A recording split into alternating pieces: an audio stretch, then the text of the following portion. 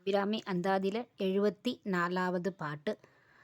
இந்த பாட்டுடைய பயன் தொழிலில் மேன்மை அடையறதுக்கு, தொழிலில் மேலே மேலே வரணும், லாபகரமாக நன்னா பண்ணணும் அப்படிங்கிறவா இந்த பாட்டை படிக்கலாம். நயனங்கள் மூன்றுடை நாதனும் வேதமும் நாரணனும் அயனும் பரவும் அபிராம வல்லி அடியினையை பயனென்று கொண்டவர் பாவையர் ஆடவும் பாடவும் பொன்சயனம் பொருந்து தமனிய காவினில் தங்குவரே. இந்த பாடலில் தொழிலில் மேன்மை அடையிறது அப்படின்னு அவளுக்கு அவ செய்கிற தொழிலில் நல்லபடியாக முன்னுக்கு வரணும், நான் லாபகரமாக செய்யணும் அப்படின்னு டைரக்டாக அர்த்தம் எடுத்துக்கொள்ளலாம் இது வேணுங்கிறவாளுக்கு. ஆனால் நம்ம செய்கிற தொழில், நம்ம எது பண்ணாலுமே அம்பாளுடைய பிரசாதம், அவளுடைய அனுகிரகம் அப்படின்னு எடுத்துட்டு இருக்கிறவாளுக்கு இது ரொம்ப அவசியமாக இல்லை. ஏன்னா என் தொழில் பக்தி செய்கிறது. அதாவது எப்படி பக்தி செய்கிறது அப்படின்னா, பலனை எதிர்பார்க்காம பக்தி செய்கிறது. எல்லாம் அம்பாளுடைய பிரசாதம், அவளுடைய அனுகிரகம்னு எடுத்துட்டோம்னா நம்ம என்றைக்குமே அந்தர்முக சமாராத்தியா பகிர்முக ஸ்துர்லபாங்கிற மாதிரி அவள் நம்மளை உள்ளுக்குள்ளேயே அவளை நம்ம பிடிச்சுன்னுட்டோம், அவள் இருக்கிற இடத்த நம்ம அடைஞ்சிட்டோம்னா, நம்ம அவள் குழந்தையாக ஆயிட்டோம்னா, தாயாருக்கு எப்போவுமே குழந்தைகள் நன்னா இருக்கணும்னு தானே அவளுடைய லட்சியமாக இருக்கும். அதனால் நம்ம கண்டிப்பாக அவள் பார்த்துப்பா. இதுதான் அம்பாளுடைய திருவடி, அவளுடைய திருவடியை அடையிறதுக்கு உண்டான மோட்ச சாதனத்துக்கு உண்டான பாடல் தான் இந்த தொழில். நம்ம பக்திங்கிற தொழில் இப்படி எடுத்துக்கலாம். அதுக்கு தான் அவர் சொல்கிறார்.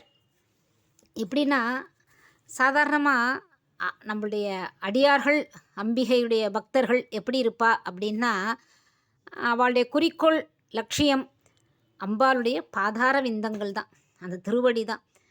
அவர்கள் அதை பெற நினைக்கிறது அந்த திருவடியை தான் அவளுக்கு அடையணும். அந்த இறைவியுடைய அடியே மோட்ச ரூபமானது, சாட்சாத் மோட்சமே அப்படிங்கிறது. அந்த மோட்சத்தை அடைந்தார் அப்படிங்கிறது தான் இறைவனின் திருவடி அடைந்தார் அப்படிங்கிற பொருள். அபிராமி வள்ளியுடைய அடியினை தம்முடைய பெரும் பயனாக கொண்டவர்கள் அடியவர்கள். அந்த திருவடியை அடையிறது தான் அவள். அதனால்தான் அவளோட அடியார். அதே லட்சியமாக வச்சுக்கிறதுனால அவளை அடியார் அப்படின்னு உண்டு.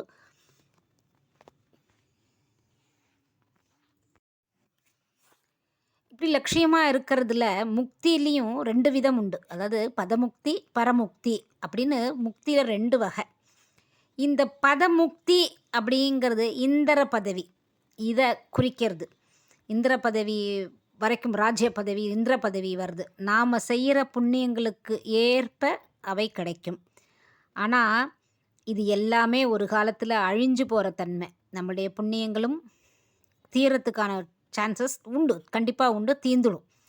ஆனால் பரமுக்திங்கிறது இருக்குது பாருங்க. இந்த பதமுக்தியை யாரும் அதான் வேண்டதில்லை. பரமுக்திங்கிறது இருக்குது பாருங்க, முடிவான விடுதலை, அழியவே அழியாத பேரின்ப வாழ்வு. அதுதான் வீடு பேர். இதுதான் தமிழில் வீடுன்னு சொல்லுவாள்.